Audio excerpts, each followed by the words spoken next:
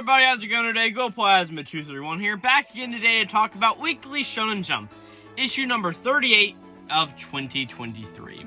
And I think this was a really good week of Jump this week. Now, the one thing about this week of Jump, for me at least, is that I read this issue a whole week late.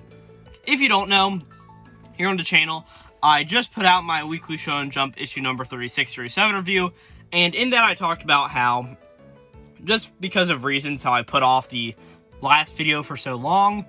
And because of that, well, I didn't want to read the next issue of Jump, so I wanted to read them sequentially and sort of not forget my thoughts on it. So because of that, I read all these chapters and I'm talking about them on August 27th, which is a whole week after they came out. So that's pretty fun to note. So after I get this video done, I'm going to have even another batch of chapters to read. But today, I'm just going to be talking about Weekly Shonen Jump chapters like I normally do. If you are new to this series or haven't seen one of my episodes before, which is if you're new to the series, the way I do this is this: I just go through each chapter in Shonen Jump that I read this week. This week, I have 14 series to go through. Yep, 14 total series to go through. A few of these are a bigger series, a few of these are smaller, newer series, right? It's just whatever I am reading in Shonen Jump, and I'm going to go through them, give my thoughts on them. If I have something I want to mention about them, I'm going to mention that thing about them. If I don't have anything I don't want to mention, I'm not going to mention a single thing, right?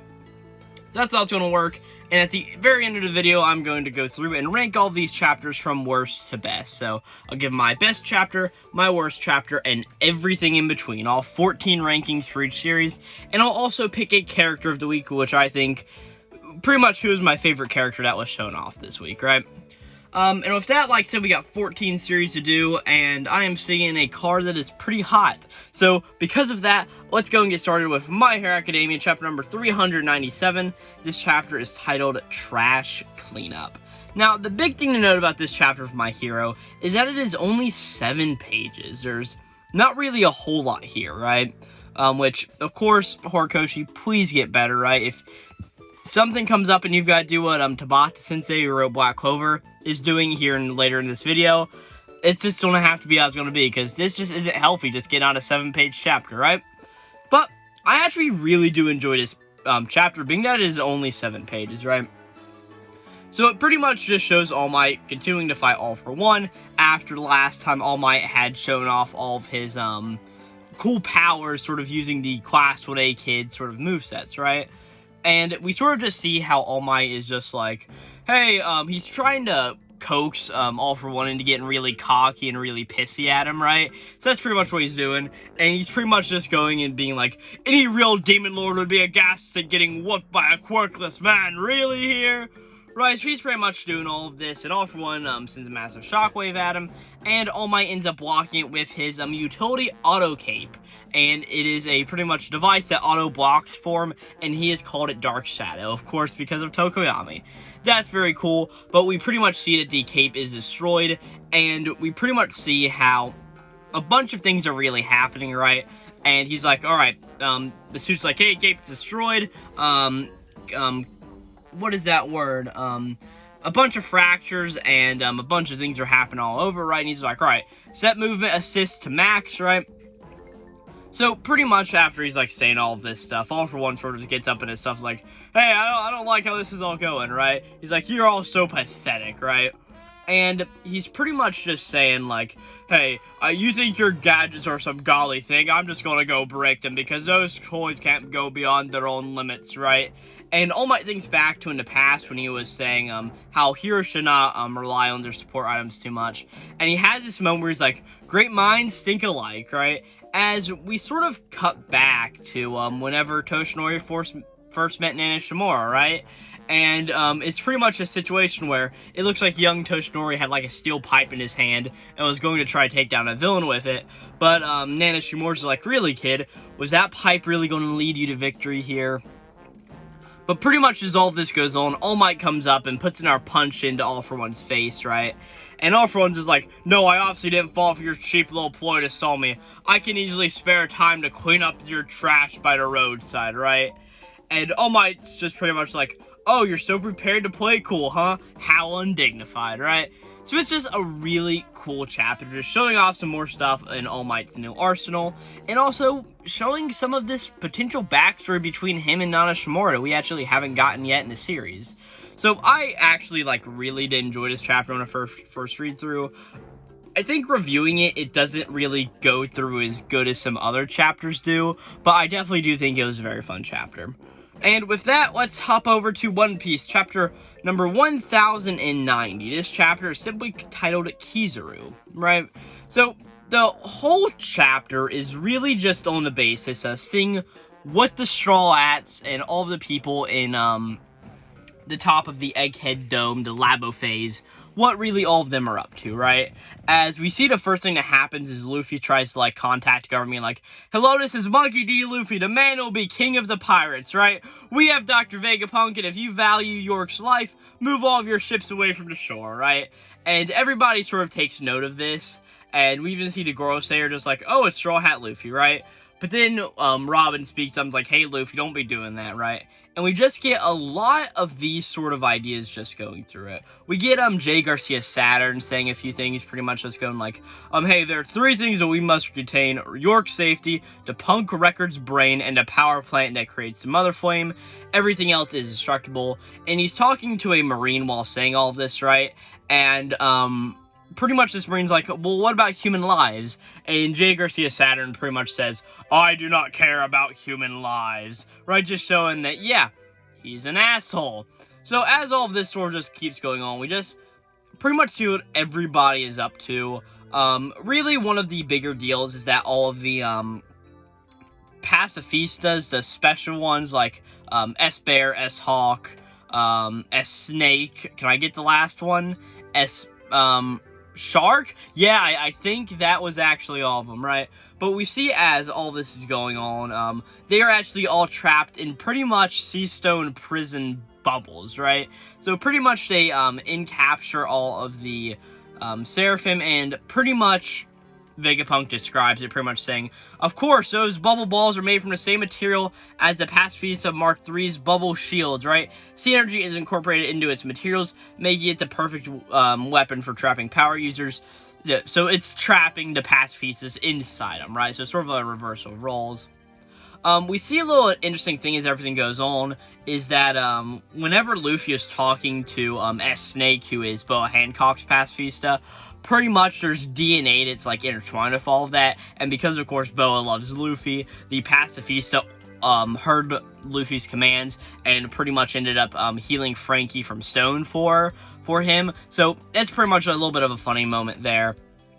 But as everything just keeps going on, there's more and more just backstory stuff about everything's going on. We eventually see that the entirety of the Straw Hat Pirates are going to escape on their ship. They're going to have one of the Vega Force 1, the big mech that we first saw Lilith piling whenever we first got introduced to this arc. They're pretty much going to hop on that thing and have it jettison the Thousand Sunny up into the air, and then they're going to hop on it and use the Coupe de Burst to get to 1 kilometer away so the Navy ships can't follow them. And that's pretty much the whole thing, and we see everybody sort of ready to do it. I do like Lilith here. She's oh man, I'm so happy it'll be my first time leaving the island, right? And Frankie's just hey, this isn't a field trip, right? I sort of like that joke. But as we start to end off the chapter, we pretty much get this big discussion between Jay Garcia Saturn and Kizaru, and they're pretty much just talking it out. And Kizaru pretty much just says hey, I've got one of my good friends in Tomorrow under there, who is going to fight me if I get there, and he is strong. Also, Rob Bellucci is a very capable agent, and he sent a bunch of information that I wanted to know. And as all of this stuff is going on, we see that everybody is getting ready to sort of show off. The Straw Hats getting ready to leave, and Kizaru is getting ready to infiltrate. And he ends up infiltrating. He's just hey, my defense is the world's greatest, as he goes and sort of punches Instant Tomorrow, right? And Luffy realizes that it's Kizaru who's here, and it is somebody very strong. That's really the One Piece chapter. Well, I'm not the biggest One Piece fan, so this chapter doesn't mean as much to me as it does to everybody else. I could still find the joy in this chapter, but it is just a crap ton of dialogue in it, and I tried to sort of condense it as most as I could. But I do think this is a very good chapter of One Piece. and what's going to happen next time whenever it seems like Luffy and Kizaru are going to face off. So that's going to be fun to see. Next up is sort of a sad, sentimental one as we talk about Black Clover, chapter number 368, the last chapter of Black Clover that'll be running in the halls of Shonen Jump. And man, that's just a little sad to me because as much as I am not the biggest Black Clover fan, I have been reading Black Clover in Shonen Jump for over probably about 3 years now, and it just really sucks to see it go because I do enjoy Black Clover for as much as it is. But I do think that this is a awesome chapter to end off on, right? So we pretty much start off with E.M.M.I going up against, not Noct, but Meruem, or Morgan? Yeah, I think it was like Morgan or something like that. Noct's brother and E.M.M.I's old, friend in the Golden Deer Squad. Pretty much they're just talking, and, I think it's Morgan, so I'm just gonna call him that. But pretty much Morgan is just like, hey, we all know that Lucius is giving powers to everybody, and he gave me a power too, and I'm going to use it. As we see that now, he had light magic, but he now also has access to dark magic. As he pretty much is like, oh, E.M.M.I, you're the one who knows the most about dark magic in the whole world, right? As he goes and fires off an attack, right? And E.M.M.I's like, damn it, his output is way over my league, right? It's gonna swallow me whole. As you see that Morgan comes in and does like a double cross slash, pretty much just really fucking up E.M.M.I. And as all of this is going on, he's just like, man, I'm already on my own way to becoming one of the strongest magic knights. At this point, we cut over to where Lucius is, and of course, he's fighting with Yuno, who has his Neverland spell up, and we cut over to Marks, one of the old retainers to Julius Novachrono, the original Wizard King, or like the Wizard King we've known in the series. He's pretty much like, this is really bad. If Yuno fails, Neverland will come undone, and we'll all lose to Lucius's time magic. We pretty much see just a bunch of people all around. We see, like, the captain of, like, the Purple Orcas facing off. We see a bunch of just Magic Knight squads facing off. And we also see Charlotte and Rill facing off against some other copies of Lucius. And as everything just keeps going on, everybody's just getting beat shit. And Lucius is like, hey, let's put an end to this world, right? And as he's getting ready to do this, we hear a voice just scream, "It's not done yet!" As we see a big, dark, black, anti-magic fueled, black bull base sort of just appear. It's, of course, Henry's power, which is, exemplified by the whole idea of, the anti-magic power. And it's just this really cool, bull mech that shows up, right? And we see all of the black bulls just like, alright, we're just getting started, dumbass, as they all come over, and they all just start to hop into the battlefield. We see E.M.M.I, who had just gotten slashed by Morgan with the light and dark magic, and we see Noct and Ichika appear in front of him to help him out, which that's going to be an awesome fight, because it's got 3 characters that I absolutely adore going to be fighting that fight. And we also see Asta, who's come up in front of Lucius and Yuno, right? And we see Asta digs his anti-magic blade in, and we see Asta just looks back and is like, hey, what was that? Were you losing or something, Yuno, right? And Yuno's like, yeah, just in your dreams, right? As they both say, I'm the one who's gonna take out that guy and become the Wizard King. As we finish off the chapter, and that's the end of its run in Shonen Jump. I mean, this was an awesome chapter, I think, to finish it off on, because not only did we get E.M.M.I versus Morgan, which is going to be an awesome fight, but then we get the introduction of Ichika and all that stuff in it, the Black Bull is showing up, and then just, of course, reaffirming the whole crux of this series, I'm going to become the Wizard King of Austin, you know. This was awesome. Well, I don't think it's going to be the best chapter that we've ever seen. I just really enjoyed it, and I'm very sad to see Black Clover go, but it's not the end of Black Clover. Black Clover will still have, probably a few more years if it's coming out in Jump Giga. It's very unsure how it's going to come out, but there's going to be more time with Black Clover and probably a longer chapter, so maybe we'll get, like, 60, maybe we'll get, like, a volume a year of Black Clover, and we'll just have to see where that takes us, right? But this was an awesome chapter, and the last few pages are pretty much just explaining what's going on to Black Clover, pretty much just saying that it is moving to Jump Giga, and Jump Giga comes out quarterly, so 4 times a year, so we'll get 4 chapters of Black Clover a year. It's unsure if these chapters are going to be longer, shorter, or what's going on, but we also pretty much see something about how the story's final arc shake out. As you see, we also have a bunch of other fights. Yami versus Morgan. I was right on that name. It says it right here. Marilyn Leona versus Morris. Noel versus Aesir, and Lucius versus Nino. So we still have plenty of chapters of Black Clover to go. And yeah, Black Clover, thank you for your service in Shonen Jump. It's been a great time reading you here. I mean, it's only going to get simulpub, so it won't be a problem to still read it, but it's going to be out of the halls of Shonen Jump. So Black Clover, thank you for being a part of my life. For now. You're still part of it, right? Next up, Undead Unluck, chapter 171. This chapter is titled, So I Will. So it pretty much just starts off with Chikara trying to take pictures of everybody, but with his unmove thing, he's trying to also move his body while he's taking pictures. So pretty much all of the pictures are becoming very blurry. Eventually we see that Nico comes in and gives pretty much him a camera stabilizer.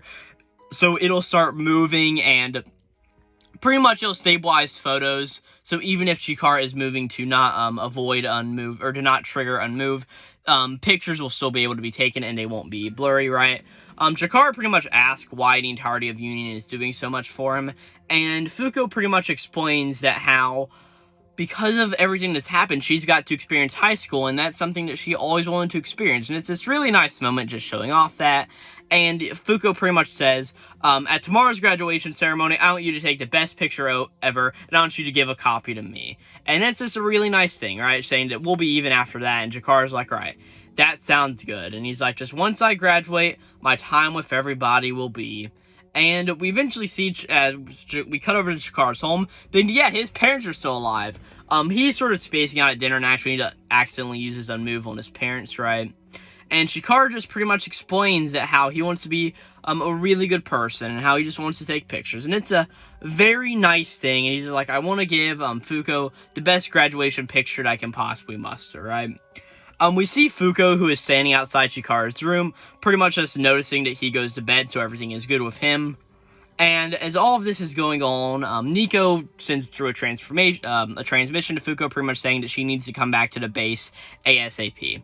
So she gets there, and we don't really see what's going on. As we cut over to the final day, the graduation ceremony at Chikara's high school, as everything is happening, we're pretty much just saying the principal will now give the opening address, right? And we see Chikara and his friend are sitting here, and Chikara's just like, hey, where is Mrs. Umo? And I don't see Nico-sensei or any of the others here. What's going on here? And, like, also Principal Ishii, he's late too, so just what's going on, right? It's just like, what do we need to do? Do we need, like, to stall the ceremony somehow? As his friend, whose name is Ryo, is pretty much just like, hey, first off, who is Mrs. Zumo, and what are you talking about?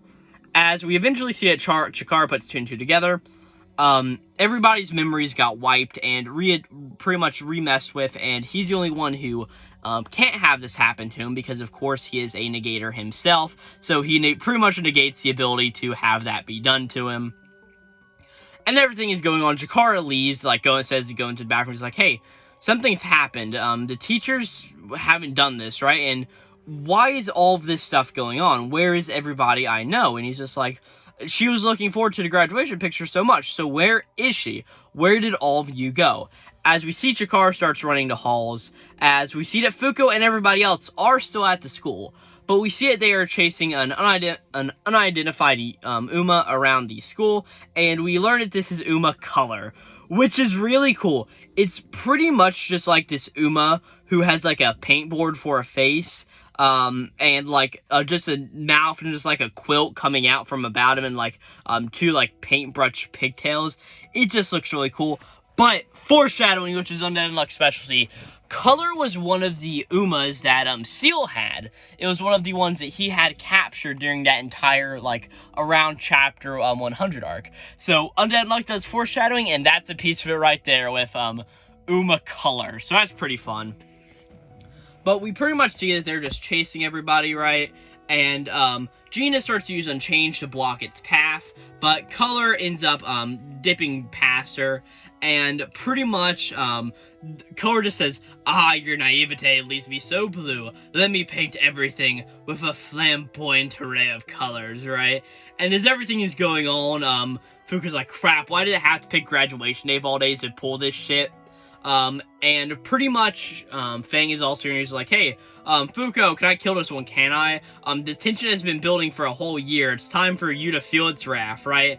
As they all start to sort of go around, Fang gets ready to punch it, and it turns into Ryo sort of taking on the color and appearance of somebody else. And he sort of hesitates, like, knowing this is sort of like a student getting faked out, as Color starts to run away. And pretty much, Nico's like, hey, Fuko, aren't you going to call on Chikara? Could his ability, restrain it? And Fuko's like, hey, we can't do that. In the previous loop, Chikara was the first negator I invited onto a team. Unmoved called him to abandon his dreams and lose his family. So he said goodbye to his friends and came through for us. Back then, the chance to show him an alternate path came far too late. As she's like, but today Chikara has a family and dreams, so it's up to us to protect the blue skies of Chikara's roof, right? As we pretty much see that Fuko's like, my friend's blue skies will pay the price no matter what it is. As we see Colors just like, blue skies, then allow me to make those skies a dark red color, right? And that's pretty much where we end the chapters. You'll see that Chikara is running around school, showing that Chikara will probably meet up with the team as they face off Color next chapter. This is really fun, just because Uma Color exists, and Uma Color is honestly just one of probably my favorite characters in a while. It's just Color, and he's such like a, oh man, look at me, I'm gonna paint the blue skies red, right? It's just really fun, and that was a good chapter of Undead Unluck.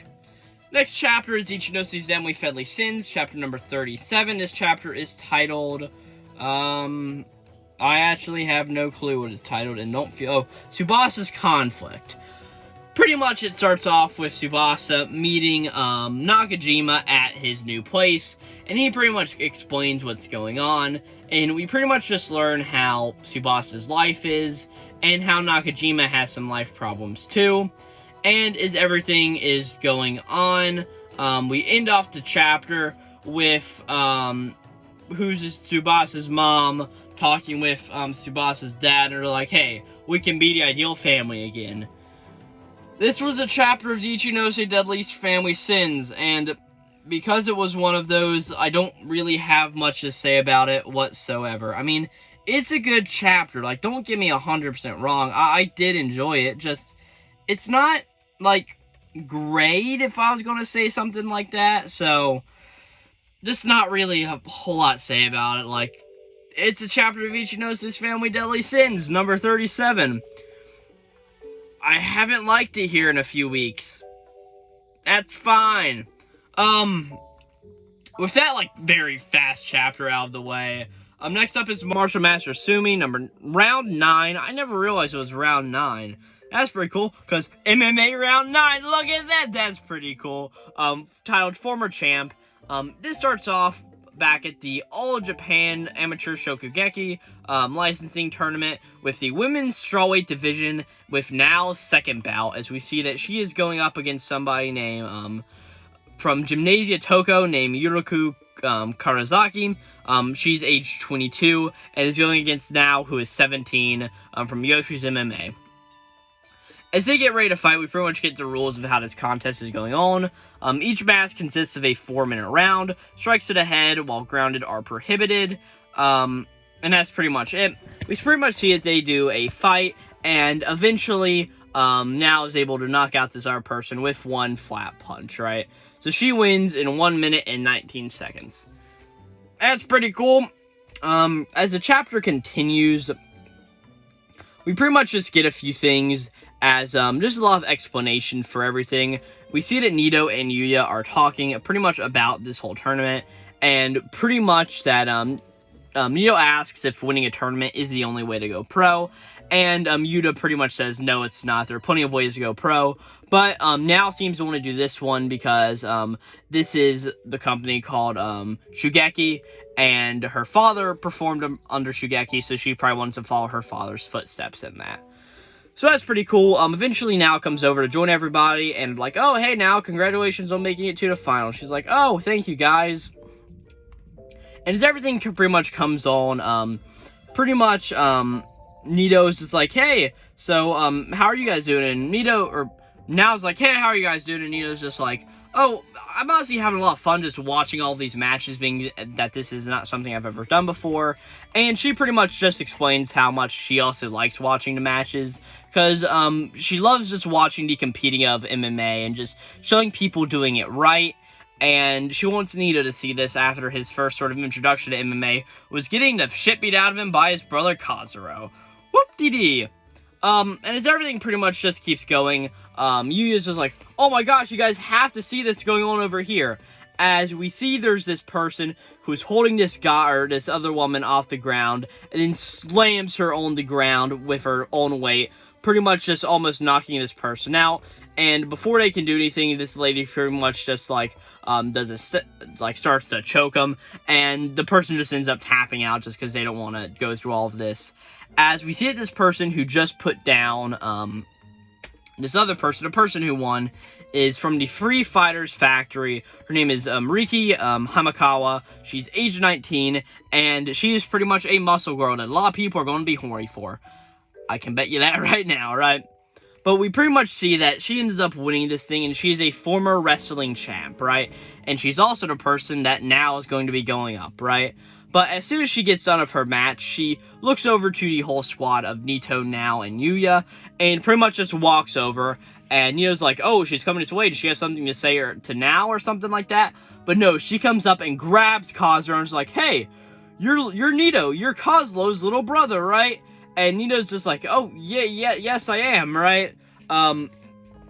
Pretty much as everything just goes on, there's a little bit of, like, just, this person, Himikawa, just sort of flirting with Nito in a way.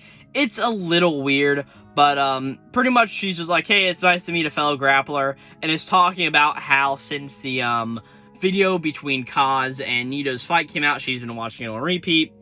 And it's just as everything just keeps going on, she's like, oh, well, with you being Kozlo's little bro, you're bound to do big things. It couldn't hurt to stake my claim now. She's like, just kidding. Ought to get some practice in, right? As everything is happening, Now it turns out like, oh, you're such a lady killer, Nito. And he was like, no, I have a crush on you. No, right? And pretty much just freaks out, just having fun with it. And he's like, Now's like, why are you panicking so much, right? But as everything is going on, pretty much Yuya's just like, hey, I've got a recording of her last bout, let's watch it. And we pretty much just see that Himikawa is really damn strong, right? And you know what the next match is going to be? It's going to be Now versus Himikawa, so that's pretty cool. And that's pretty much where we end off the chapter, is just the women's strawweight tournament finals, rounds 2, 3 minutes each, fight. As we see two of these getting ready, and we see that Himikawa comes in with 2 punches on Now's face, and they're like, oh my gosh, she's hitting punches, and really good center ones at that, right? As the Himikawa's like, hey, Now, I respect you enough as an opponent to fight you MMA style, right? And as all of this is pretty much going on, we see it Now told Nito earlier pretty much just to watch her, and she's going to show you how to use MMA to defeat a grappler. That's the end of the chapter. It was a really good chapter. I sort of like Himikawa's character, not my favorite character introduction ever, but I am interested to see if Now actually win this next fight and sort of get an opportunity to go pro in a way, or if she's going to be beat by Himikawa. I could probably see this conflict taking 2 chapters maybe, but I could also be very off on that at the same time. Next up is Tenmaku Cinema, chapter number 18. If you want a full review of this, or me hearing my full thoughts on this, I should say, I will have a video up on the channel where I talk about Tenmaku Cinema, being that I talk about it regularly. And at this point, I need to say, sorry if you guys hear any, like, thunder or anything in the background of this video. It is currently storming out, or it is starting to storm outside. Like I said, I'm in my car, so just get prepared for that.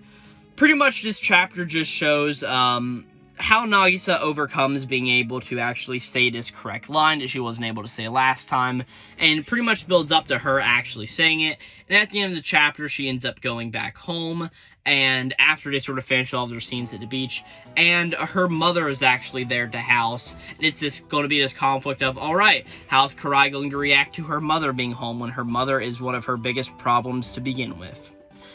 And that was Tenmaku Cinema. I don't know what was shorter, this Tenmaku Cinema or that Ichinose Family Deadly Sins chapter. Because of course it is. But like I said, if you want to hear like a 20-minute video on Tenmaku Cinema, I'll have it up on the channel here. Give me like 2 or 3 days, because school is about to start back up, and I'm going to have that as a priority instead of YouTube. So, just get ready for that. Next up is Kill Blue, chapter number 17. This chapter starts off pretty much with the whole idea last time of, yeah, Otagami turned into an old man in the movie theater, sitting beside Norin, and the girl's name that starts with an S that I just can't remember. Okay, I'm gonna have to look this up, because, like, it's getting annoying. It's been 2 weeks in a row. Kill Blue, C-H-A-R-C-H, characters. Oh, it's got a wiki already. Can I find her name? Shirashi! Yes, that is her name. That is the very much important thing to note. What is it again before I forget? Shirashi, right? So, Otagami turns into an old man again in between both, Norin and Shirashi. Oh, my internet's going out. Oh. Is my computer okay? Oh, yeah, it is. Okay, alright, we're all back. So Otagami turns back into a grown man beside Norin and Shirashi. Let's start this again, right? And as everything is pretty much going on, it's pretty much just showing how he's like a young man in Tenma and 2 young ladies and an old guy, right? And how it looks extremely weird. So we see Otagami ends up sneaking off to the bathroom, pretty much saying that he's got to take it like a massive shit. And he pretty much comes to turn like, hey, looking back on it now, I kind of had this coming. What was I thinking? I mean, I tried to become a guardian to these guys, but what am I going on a double date with a bunch of middle schoolers, right? He's like, at least I'm back to my old self now. It's what I've always wanted all along. I can finally stop playing make-believe and sort of have all this weird shit going. Pretty much just saying that, yeah, this is sort of really weird for him to be an old man with these kids. Which is really the biggest weird part of Kill Blue. So that's pretty interesting. We see Tenma comes into the bathroom, just be like, hey, how you doing, right? And as everything is just going on, Otagami pretty much starts to contact Shun, his operator guy, pretty much.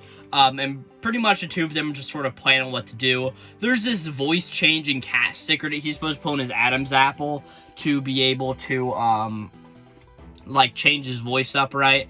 And as everything just keeps going on, him and Tenma are still trying to talk to each other, and pretty much just saying, like, Tenma's like, hey, if you're taking a shit that bad, need me to, like, call the ambulance for you, right? And Otagami's like, yeah, it's not that problem. And he's just like, hey, the movie's over anyway. You just want to go tell the girls and yourself to head home, and I'll just head home on my own later. And Tenma's just like, alright, then I'll go tell the girls all this, right? And Otagami's like, hey, this is fine. We can do this. As everything is getting ready to go on, everybody starts to leave. As we see that, oh no, I forgot her name again already. Shirashi, that is her name. Pretty much comes to the boys' bathroom, screaming inside, just like, hey, Norin's been kidnapped. Tenma, Otagami, get here now, hurry. Norin, she's been kidnapped, right? And hearing this, Otagami's just like, what the fuck? Like, no! So as all of this is pretty much going on, he's like, this is a shitty joke, right? As Tenma starts to run outside to go to Shirashi's side, and Otagami's still in the bathroom, we pretty much just get a joke with Tenma, how he's just hugging Shirashi. He's like, hey, yeah, I'll protect you, make sure everything's okay, alright? Pretty much we get a description of these 2 people from Shirashi, pretty much like, yeah, there were 2 of them. They're both wearing black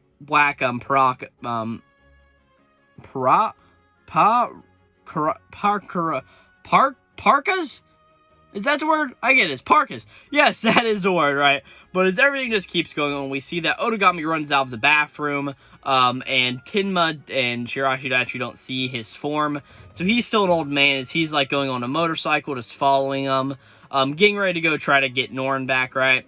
there's a little bit of, like, a spat between both Shirashi and, Tenma. So everything just going on. Tenma's like, oh, man, you're safe. That's all that matters to me. Do we really have to go? Otogami already went after, but, Shirashi's like, hey, we've got to go help Norin. So, Tenma starts to run after, to go help, Norin.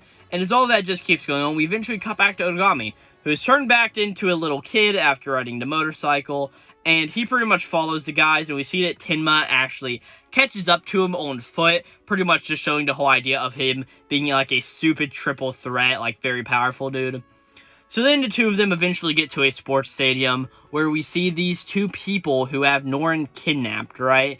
And, Otogami's like, yeah, we might be dealing with some really tough fighters here. Pretty much seeing this symbol on them. They are part of a gang named Jarden, who is pretty much a very high, one of the biggest hit players in the game of being a hitman that exists.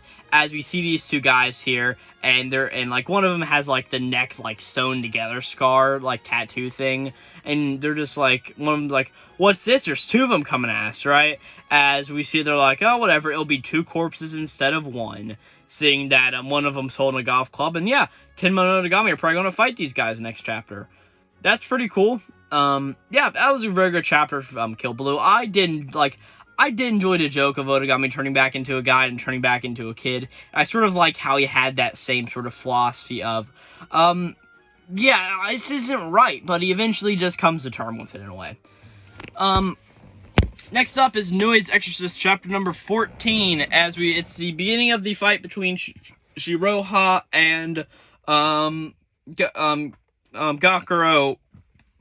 That's main character protagonist Kun's name.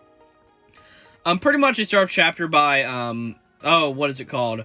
Clarifying the deals, or clarifying the bet that they made. So pretty much, if, Shiroha ends up beating Gakuro, pretty much what will end up happening is, Nue will make a contract with Shiroha, and if Gakuro wins, Shiroha will do anything in her power, within the capabilities of her own life. As they start to fight, we pretty much learn the big idea of whoever's going to win is the one who breaks the other's hollow weapon first, or whoever pretty much runs the other out of power first, pretty much. As they keep fighting, we get this idea of, to win, Yajima cannot let Shiroha activate her Shikigami ability because it's just too powerful. And as everything just keeps going, it looks like Yajima has a chance, but Shiroha is just way too powerful.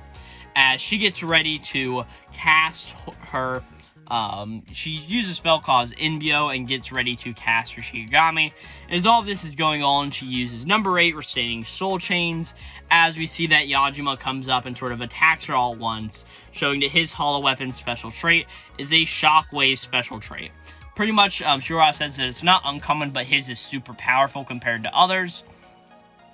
Pretty much as they all continue, we see that Shiroha jumps up in the air and nails Gakuro on his back, pretty much just ends up sitting on him, right? With like a very big sexualization of her ass whenever she lands on him.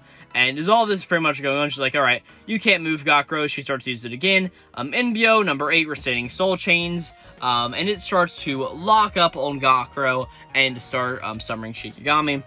And pretty much we see that Nue pretty much tells Gakuro that he has the power to be able to slash out of the spell, pretty much negating it and deleting or destroying the sigil that causes it. And during this entire point, it's pretty much shown that whenever Shiroha uses her sigil, she starts to lose her power momentarily. And so there's about a 3-second window before Gakuro, before Shikigami spawn, Gakuro can attack. And during that window, he pretty much needs to muster off enough strength to get up and destroy the sigil. He starts up and starts to destroy the sigil, but Shiroha sticks her around away, pretty much showing that pretty much she sticks her arms out, so Gakuro has to stop his blade, or else he is going to cut off her arm and very much harm her, which he doesn't want to do, because he likes Shiroha, and they're friends, pretty much, right? So pretty much it'd be, he would strike off her arm and win, or the sort of other reaction would be that he would stop and Shiroha would win. So pretty much as everything going on, Shiroha's pretty much like, hey, Yajima, you're just too much of a kind person, and because of that, you've lost any chance of winning. I hate that. And she summons her Shikigami as we end the chapters. Gakuro's sort of fucked. So what's going to happen next time? Is Gakuro going to win? He's probably going to win. It's just how will he win? Alright guys, I'm back again. After a quick break to eat dinner, I am back to talk about Fabricant 100, chapter number 34. If the audio quality is very different, that's because it is now pouring outside. So all the rain you hear is what is hitting my car and is making a lot of noise. So I'm going to try to speed this up so the audio quality isn't terrible, and so I can get inside before like the red and yellow stuff comes. Because whenever that stuff comes down, I do not want to be in my car recording a YouTube video about Weekly Shonen Jump. That just seems like God's coming after me at that point. So Fabricant number 100, chapter number 34. This chapter is titled Indifferent. I don't get that title after reading this chapter. I mean, it's a little weird, but pretty much it starts off with Ashibi. Pretty much, he set half his body on fire so he could go punch out and win today. So he's going after Fabricant number 1, getting ready to go after him, but Fabricant number 99, the ice guy, isn't in the way. So pretty much what we see here is that Ashibi is pretty much facing off against number 99 as number 1 runs away. So as all this is going on, we pretty much see that 99 pretty much freezes water vapor to create these ice walls. And pretty much we see that Ashibi is just punching through them, but he just can't break through. So as he is going and using them, we pretty much see that he keeps using his fire-fueled arm. This is very much like Fire Punch, that manga by Tatsuki Fujimoto, right? Where he pretty much just keeps punching and punching and punching and punching until eventually he's able to get through all these ice pretty much walls. And we pretty much see that he just keeps like thrusting his arm up to pretty much like do a bunch of pseudoscience stuff to pretty much say, so by pounding away all the ice with my fist, I was able to create a fiery updraft that sent all the water vapor up in the air, which means that you can't use your power to freeze things anymore. So he pretty much comes in with his fire-fueled fist and punches number 99 and emulates 99 into a bunch of flames. And as all this is going on, he's pretty much like, oh my gosh, it's just so hot, I don't know if I can control this power anymore. He's like, I need to put out these flames. And as all this goes on, he goes up and sees number 100 frozen to like the wall. Goes and not only melts her, but also gets ready and sort of turns off the fire on his arm like it goes out. But we see that his arm is super scarred, as we see that his wounds aren't healing. As we cut over to Luca and all the other people from Mortsafe, as they pretty much just explain that pretty much the healing ability of the Yao family is pretty much just due to some your cells can duplicate a higher number of times than regular, and pretty much his spark uses up one of those. It's pretty much explained where he's just like, he's got 100 heals total in his life, and his spark uses up like 1 or 2 or 3 or 4 of those at a time, pretty much limiting the amount of time that he'll be able to heal himself. Showing that pretty much whenever he burned himself so much and was having to constantly use his spark to sort of stay alive, he pretty much couldn't do a thing, and he sort of ran out, so his arm is now scarred. And we pretty much just get the idea that because of this, and because his body is sort of worthless now, number 100 may not listen to him anymore. He may not have control over her. And Ashibi's pretty much like, please, number 100, please stop number 1, as he sort of passes out. And there's this sort of thing to where number 100 is like, I don't feel anybody, as she sets Ashibi on the ground and just sort of walks away. Is she going to go after number 1? Who really knows? It's very left ambiguous to what's going to happen next, but I did like this chapter, Fabricant number 100. It's not the best thing I've ever read, but I did enjoy the idea that, yeah, Ashibi is sort of worthless now in a way, to number 100 at least, so that's pretty fun. Next up is Akane-banashi, chapter number 74. This chapter is titled, the Shikisai Festival. And this chapter pretty much opens up with Master Ikin and Master Gakumon talking at a bar. pretty much talking about a bunch of Rakugo stuff, and pretty much the main takeaway from this is that in the near future, Akane could pose a massive threat to the Rakugo community, and that's really the whole big long short of it there. There's not really a whole lot more to note. And as everything goes on, we eventually see that, I think his name is, Gaku, man, I'm not gonna go on the Akane-banashi wiki, or, C-H-A-R-C-T, characters, and look up the characters, because I hate when I don't remember names. We're gonna look at the Shigema School cast, as we see it as, Giriko. I was so close. I was thinking it was Gakuro, but that's another character. So we see that, Giriko and Akane are here, and they're walking up to this festival, and Akane sort of makes a note of, wow, this place is really big. I wasn't expecting this much out of, like, this festival here, as we pretty much see that as Giriko's like, did you not come last year? I mean, you were part of our school, as she explains that she had her sports festival pretty much last year at this time, so she wasn't able to make it, right? It's pretty much explained that Master Shigema has a bunch of influence in this town, or in this neighborhood, and because of that, the Shigema School and neighborhood pretty much put on a massive festival in the area, and it's pretty much just shown off to where Gakuro's like, hey, we are the pupils of the Shigema School, thus we have a massive role to play here at the festival, right? And Akane's just like, oh yeah, we're going to entertain the crowd with some good old Rakugo. But Giriko's just like, that's not good enough. What is it that really makes a Japanese festival comes true? That's right, food stands! As we pretty much learned that he is setting up a classic yakisoba stand. And pretty much like, hey, Akane, you're going to be slicing up all of the vegetables for us, right? And she's like, well, what are you talking about? Like, what's going on? As we see that Kojima, or, oh, what is his name? Koguma! Ah, damn it, I was so close! Koguma is here, and we pretty much just learned that, Koguma is just like, or kind of like, hey, thank goodness you're here, Giriko says that we're doing a yakisoba stand, right? And, oh, geez, Koguma is pretty much like, yeah, I know, it's super outrageous. He's like, yakisoba is so cliche, as he pretty much just explains that, candied apples are the only way to go. So he's setting up a candied apple stand. And as all this is going on, Giriko and him sort of get like a sort of banter on as we see somebody else appear. It's Hyoji with the people from the Umi restaurant also there with him, as we see that they are doing another stand. As we also see that Mikaru is here, who's like, he's like, ah no, I am Michael now, owner of the Mirakote exhibition show. Pretty much showing that he's going to set up an entertainer stand. As it is pretty much explained that the way this works is that everybody sort of plays on to make the best stand that they possibly can, right? So, pretty much explained that the apprentices of the Shigema School always run their own stands and compete to earn the most. It's a festival tradition, right?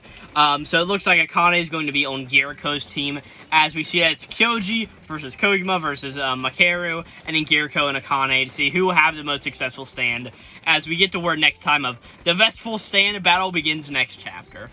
This is like a fun diversion from the actual Rakugo stuff going on in Akane-banashi, being that we were in like the Rinsaikai arc for like 15 chapters. We were there for a good majority of like the later half of this year, so to now know that we'll be sort of going away from that, sort of have a few fun chapters, I am pretty excited for that. And also, this seems like it's just going to be a very fun mini arc. Next up is Blue Box, chapter number 113. This chapter is titled, what is it titled? O-Waste. As we pretty much get, like, color pages, being this was a series on the lead of Shonen Jump, with Taiki and Shinatsu on the cover of Shonen Jump this week, as we see it pretty much starts off with going back to last chapter, as we see that both Hina and Taiki were in the hall, and this is when, Taiki's like, hey, actually, Hina, Shinatsu-senpai and I aren't going out. As we see Hina sort of shocked about this, and we get a blue box color page. I did like the author of this series, Koji Miura's author comment this week, because they were like, whenever I draw color pages, I pretty much splurge myself on food. It was a little funny. But pretty much as we get to the actual chapter of Blue Box, it is pretty much where Hina is just like, oh man, I can't have a happy person like you carrying all my things. As we cut back to the present, as we pretty much see that all of the badminton team are pretty much doing a vertical jump competition, right? We see Nishida's here and he's like, alright, the winner gets a 500 yen gift card to a sporting goods store, right? And he's just like, I wonder if anybody can surpass me, the defending champion. As we see that Haru just sort of jumps up and they're like, yeah, Haru beat it. And he's like, they got 67 centimeters, right? And we see that she's just like, oh, fuck. As we see Taiki's like, my turn. And we see that whenever Taiki tries, he gets a 65, so a few centimeters less, or 2 centimeters less than, oh, jeez, what's his name? Haru did. We pretty much see that all the girls are just looking, and, like, Ayame and Hina, they're like, man, the boys are, like, so simple-minded, right? And everything is going on. Taiki and Hina sort of have, like, a little bit of a back and forth, as we eventually see that, Hina ends up going to go on her practice, and we see that Ayame then goes up to Kyo and is like, hey, can you help out, me with, Hina a little bit? You're actually pretty good looking, and hey, I may set you and Hina up. That's pretty much what she's sort of implying in a way. So Kyo gets out and sits with Hina as they're sort of sketching stuff out. And, he's like, well, Kyo, you told me once upon a time that there was somebody you liked, so how'd you get over him and do all that stuff? And, Kyo's just like, yeah, it was time, and she's like, yeah, people always say that. As she's like, I wonder if enough time has passed, if, me and Taiki could really go back to having the same relationship that we had before. I even tell myself that it was, like, very suffocating if I knew he was dating someone. It may be better if I distanced myself from him, right? And at this point, Cars is like, hey, let's say this then. I like you, Chono. As he pretty much explains, is like, if I got rejected and kept my distance, you'd lose a friend. But if you're saying that, it means you'd be okay with it from what you're sort of saying, right?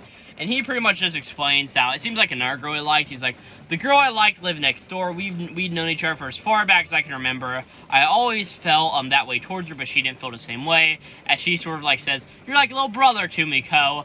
So that's that sort of deal. As she pretty much like, then she got a boyfriend. She told me about it, and over time it sort of sucked, but eventually it got easier, and it was all because she seemed really happy with her life.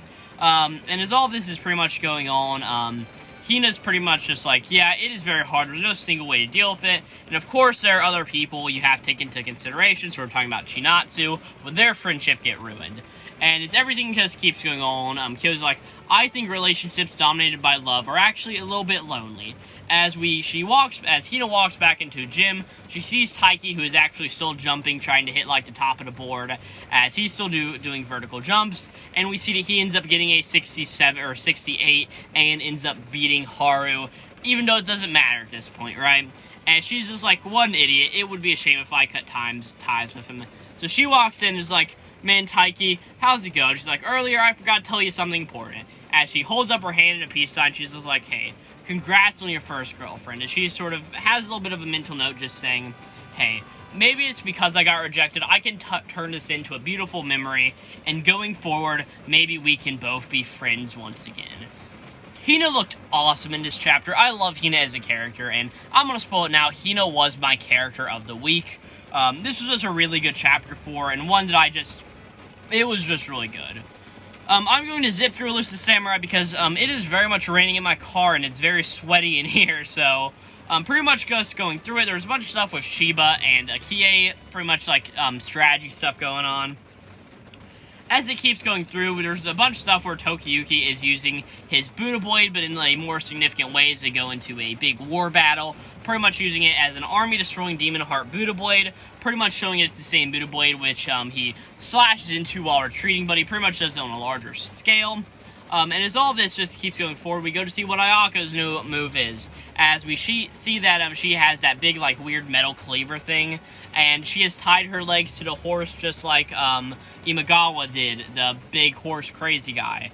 So she's riding through, and she's able to pretty much lean off the side of her horse and swing this club, pretty much calling it a four-cornered beast cleaver, being that she won't move off her horse. Next up is Kojiro, who is using another technique where he jumps off the back of his sword like a spring to reach maximum velocity as he swings around, calling it a Killer Justice spinning slash.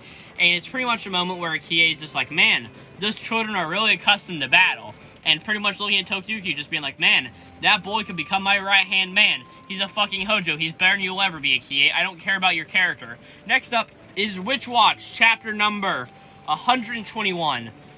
This is just a really awesome and fun chapter, which I feel like I'm going to have to cut it a bit short, because I really don't want to be out here in my car recording this video anymore.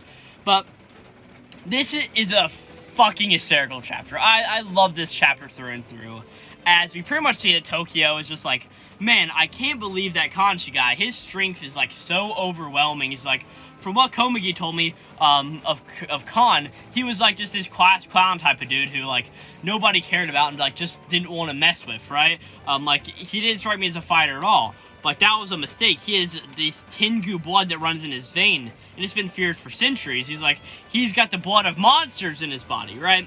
But we see here in the dream world, Khan unleashes a flurry of blows on Tokyo, and Tokyo releases themselves from the dream, and he's just like, holy shit, that was scary. As he's just like, my body hurts so much, I can barely move. But he looks on the park bench and sees that Khan is still knocked out as he begins to run away, and as he's running through the woods, he finds this woman. He's like, I can use her as a hostage, right? At this point, Khan wakes up, and he's just like, man, that really sucks, but all of, like, the whiplashes I got in the dream, they're still on me, right? As he's running, he eventually finds Tokyo down the path with this, lady, and Tokyo's like, hey, there you are, it's time for your afternoon nap, and Khan's like, hey, let her go first, don't drag the regular folks into this, and he's like, no, don't tell me you can pull other people into dreams too, and Tokyo's like, yes, I can invade anyone's dreams but my own, as, Khan's like, hey, hang on, lady, I'll save you, as Tokyo uses his power, too late, sleep, as he makes all of them fall asleep, as they all wake up in this woman's dream. And we see Tokyo and Khan are both here, and it's like this ruined town cityscape sort of thing, right?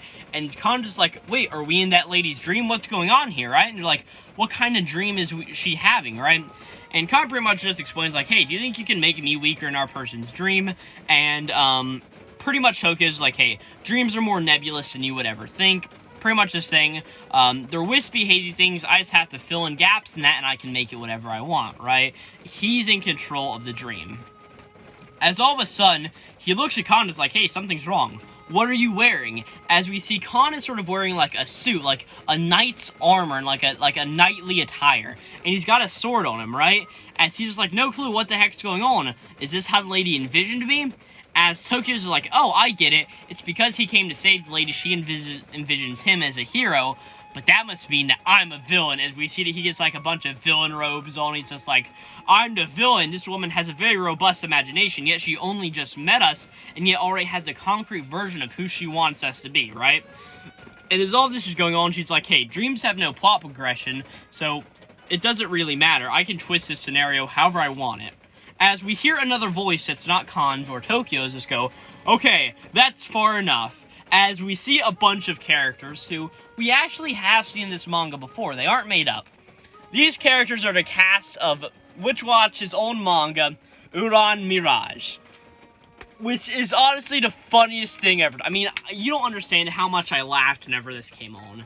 And throughout the chapters, there's pretty much this whole big idea of the Uran Mirage, or the Uran Mirage characters all appearing and pretty much teaming up with Khan so they can beat Tokyo.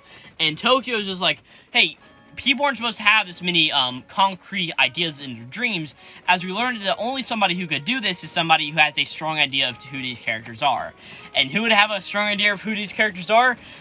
The mangaka of the Uran Mirage manga, pretty much showing that that lady was the mangaka of this manga, right? Which is just really fucking funny, and Khan sort of realizes that, and him and all of the Uran Mirage characters start to attack Tokyo, right? And he's like, oh wait, no, this isn't a problem, right? As all of the guys sort of just fight, and they use Boringu Seiron Dreamstorm to attack him, and Tokyo's just fucking scared, zips out of the dream before anything can happen, and is dead asleep on the ground as Khan and the lady sort of wake back up, right? As Khan is like, hey, he woke up before, but we nailed him, so he's still fatal to spot. Man, he's such a chicken to the core, right? As he's pretty much like, man, idolize his strength so much. And he looks over to the lady and he's like, hey, I'm sorry about that, but are you okay? And she's like, oh no, I'm totally fine, but can I ask you something? She's like, who are you and what were you two doing? Con pretty much explains they're actors, part of a theater troupe. They're just practicing some scenes for a movie. And she's like, oh, well, that's fine. She's like, I'll best be going. Hope you have a great day, right? And he's just like, yeah, I'm sorry for all the trouble. And as Con's walking away, he's like, is that who I think it was? As we get the confirmation, as the lady sort of talks to her phone, like, hello, good afternoon. She's like, yeah, I was out hiking in the mountains and I'm looking for a background reference shot, but I suddenly got an inspiration for 2 new characters. One is a blonde boy who has earrings, Con, and she's like, he's a strong type who steps up when he's needed. And that's where the chapter ends. This is a fucking awesome chapter of Witch Watch. It really built up to an amazing, like, an hysterical joke. I mean, Kenta Shinohara is one of my favorite mangas. Like, they are my, like, tied for my favorite manga of all time, along with Fujikaku, who did Hell's Paradise and Ayashimon. But that's really all there is to Witch Watch. Is we see the Tengu versus the Dreamweaver Witch is over, and we see the Tengu won. So yeah, that's all of the manga this week. To quickly wrap everything up, we had a bunch of really good chapters this week that I all enjoyed. So let's go and get out of the way. My favorite series of the week was Witch Watch. I know I didn't really expunge on it too much, but that was just a really awesome chapter. Next up is Blue Box, followed by Black Clover, then My Hero Academia, Tenmaku Cinema, Kill Blue, Undead, Unluck, Akane-banashi, One Piece, Marshal Master Asumi, Fabricant number 100, and then the last 3 are Exorcist, the Elusive Samurai, and Ichinose Family, Deadly Sins. That is right, Elusive Samurai was not the worst chapter for the 4th week in a row. It was Ichinose Family, Deadly Sins. Witch Watch was definitely great with just a whole joke with it. Blue Box had an awesome moment with Hina. Black Clover, it's the last chapter, so I had to give it something, and also it was just a really fun chapter. My Hero, for being as short as it was very entertaining. Tenmaku Cinema and Kill Blue, along with Undead and Akane-banashi, were just all really fun. Just chapters that are setting up for next time, and Uma Color is fucking awesome. One Piece and Marshal Master Asumi along with Fabricant 100 were sort of like the middling, like, that's fine. Exorcist is also in that group, and then the Elusive Samurai and Ichinose Family, Deadly Sins, weren't really the best chapters out there. My character of the week is Hina from Blue Box, with a honorable mention of Color, because, Color was just completely amazing. And with that, that's going to be this video. I am very tired of talking, I am very hot, very sweaty, and it is still raining outside. I want to get inside into the air conditioning. So with that, thank you guys very much for watching. If you enjoyed this video, I've got plenty of other Weekly Shonen Jump reviews on the channel. You can go check those out. I enjoyed filming this video for as much shit as I'm giving it. If you liked it and you're liking my pain I'm going through, hope you'll mind subscribing to the channel, dropping a like, leaving a comment on the video, doing all that stuff. And with that, thank you again for watching. I don't have too much else to say. Great week in Shonen Jump. I'll be back here in hopefully in a few days to talk about issue number 39. And yeah, without further ado, this is going to be Glowplasma 231.